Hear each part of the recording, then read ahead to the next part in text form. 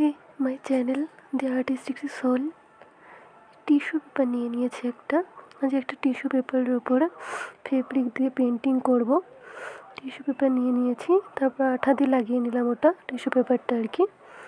তারপর স্কেলের সাহায্যে দাগ টেনে নিয়েছি।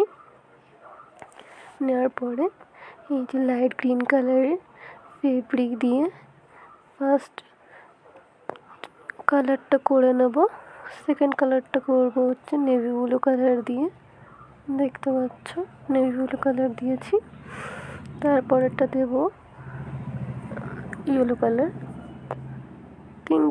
চার পাঁচটা রঙ ইউজ করেছি। একটা পিঙ্ক, লাইট পিঙ্ক কালার আছে, ব্ল্যাক কালার আছে। 15th অগস্ট আমার বার্থডে, তো তাই জন্য এই কার্ডটা নিজের জন্য তৈরি করেছি। কেমন হয়েছে কমেন্টসে বলো প্লিজ। এই যে কমপ্লিট হয়ে গেছে, মানে কালারগুলো কমপ্লিট হয়েছে।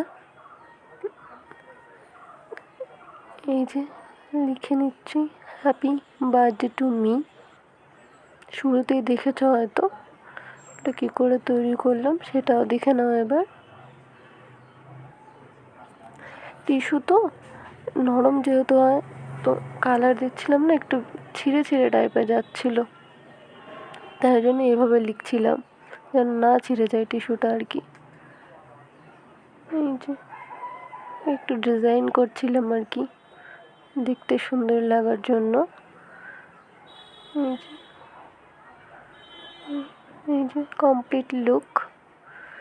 কেমন হয়েছে বলো সবাই। Complete, tata.